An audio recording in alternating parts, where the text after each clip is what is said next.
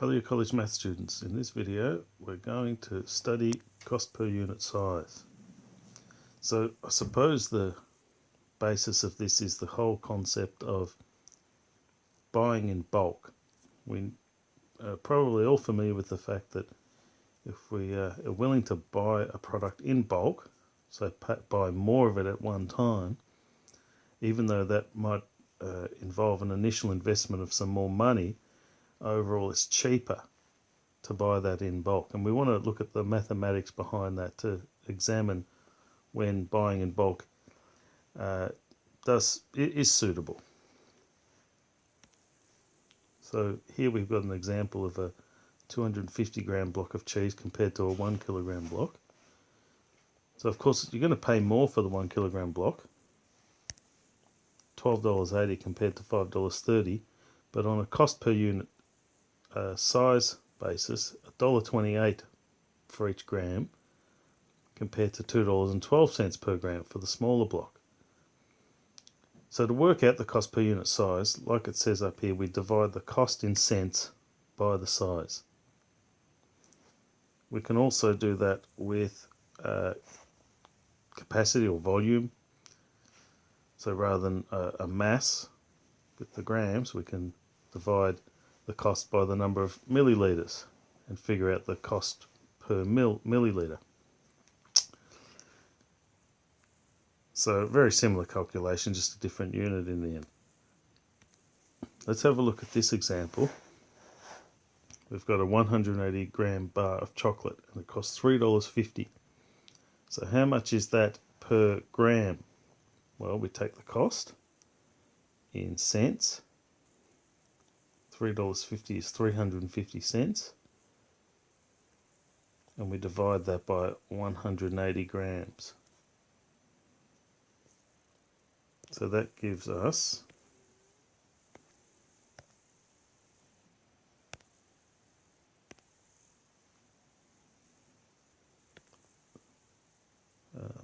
beg your pardon, 180 grams. No, it's not. It's 350 cents divided by 180 grams. So 1.94 cents per gram.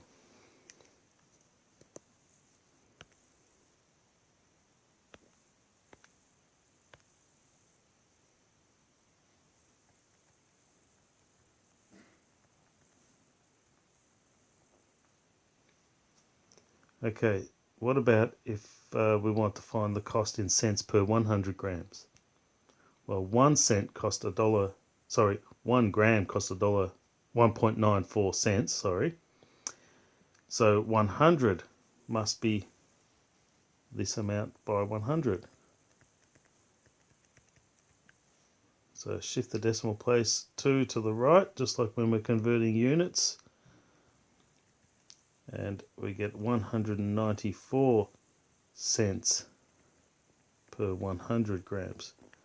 That's quite a common way to see, or a common thing to see in the supermarket is the cost per 100 grams of the items on the supermarket shelves. So cost in dollars per kilogram. Now there's a couple of ways to go about this.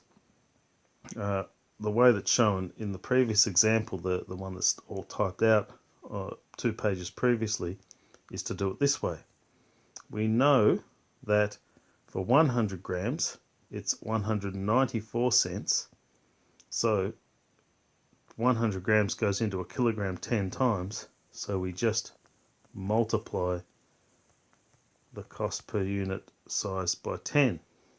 So that gives us 1,940 cents, which is $19.40.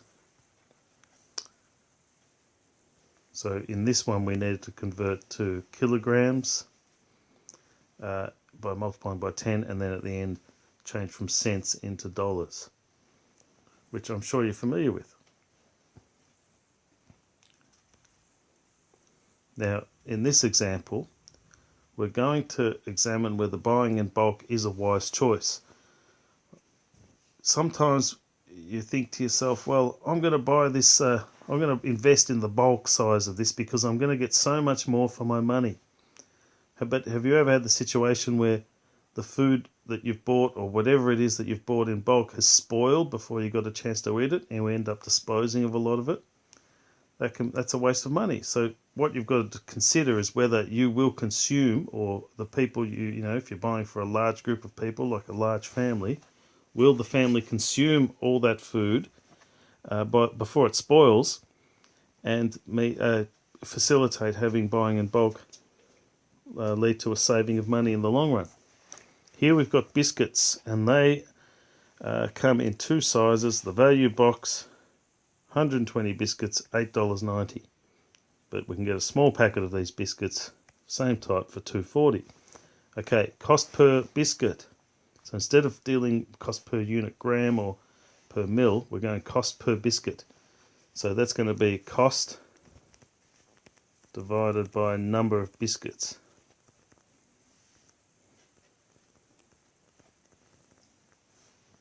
So in this case, for the value,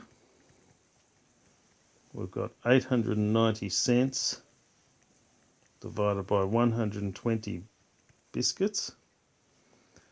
And for the small, $2.40 over 28 biscuits. So I had got this calculation before.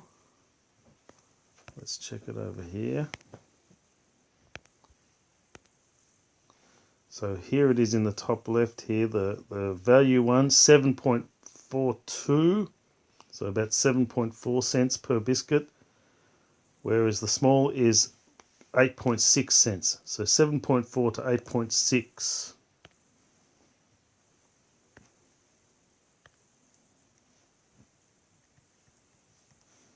I'll write those down before I forget them, and this is cents per biscuit. And same here. So more than a cent cheaper per biscuit for the value packet. Let's see, is it worth going and investing that extra money for the value packet? Well, these biscuits will last for 6 weeks. And you eat 12 biscuits per week. So after 6 weeks, eating 12 biscuits a week, you've eaten 72 biscuits.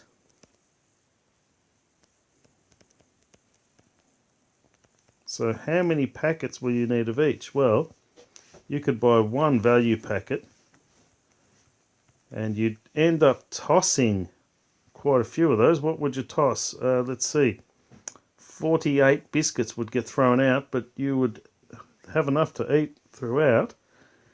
Whereas the small, let's see, I think we need 3 small, because 3 small being 3 by 28